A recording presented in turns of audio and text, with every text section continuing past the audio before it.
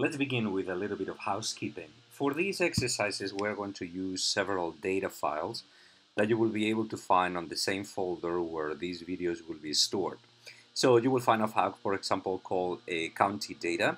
You'll find another one called Gapminder 2012, and then another one called Gapminder all years. If you want, you can open them up in Excel to take a look at them. This is the county data file that includes data such as results from the 2016 presidential elections, percentage of Republican vote, etc., county names, county locations, etc. Then you also have data such as income per capita, percentage of African Americans, percentage of people who are obese, percentage of people who have college degrees, wealth. Also, you have income per capita. So you have several data points that we can play with later on.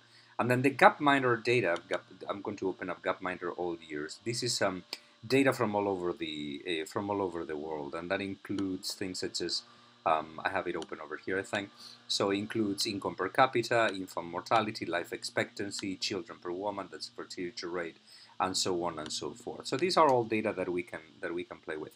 The Gapminder data, by the way, is related to the Gapminder website. Gapminder, if you're not aware of that, is the website of the Gapminder Foundation, which was originally founded by a professor of global health in Sweden called Hans Rosling, who sadly passed a few months ago.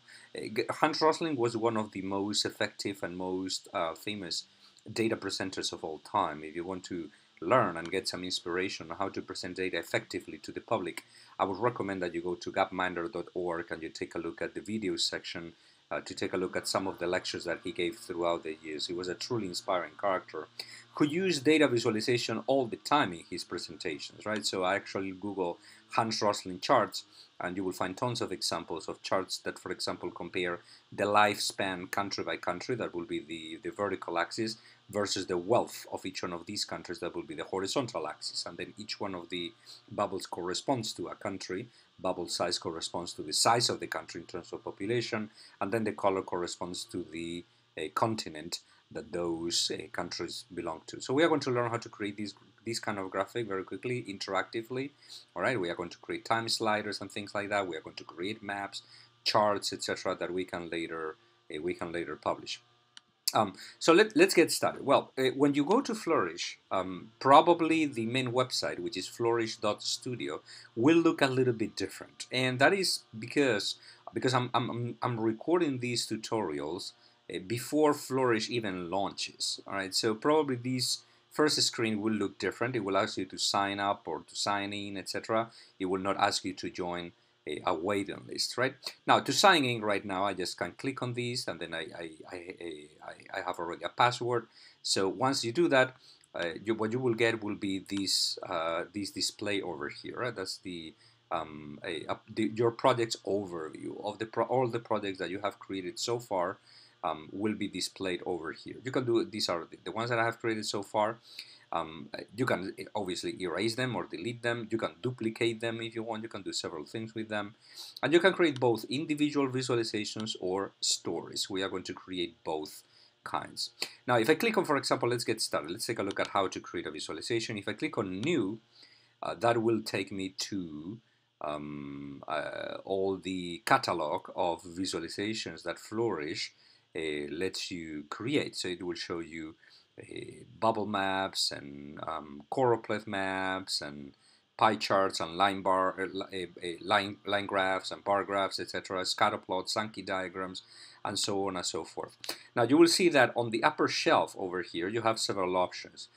By default, it's going to show the featured visualizations, right? I don't know if these are the most popular ones. I guess that they are, but there are many other templates that you can use. For example, you can click on All by Flourish, and here you will have many other options that you can use. So there are, for example, election maps from Germany, to which you can upload your own data, UK constituencies, you have Canada maps, world maps, slope charts, and so on and so forth, even 3D globes. Now, if you click on any of these, you will see a sample of the kind of graphic, of how this kind of graphic looks like, because Flourish comes with certain default data sets that are loaded by default to show you how the visualization works. So right now it's loading the 3D globe and the data corresponding to the 3D globe, right? That's another feature of these. So for example, the default data set is trading partners of China, the United Kingdom, and the USA. The globe will appear momentarily here in the middle. So there's a time slider. You have like the ranking. There's the 3D globe. And then you can just rotate it, right? If you want to take a look at the underlying data of any of the graphics that are on the templates, you can click on the data up here. And this is the data set that is preloaded by default. But as you can see, you can import your own data.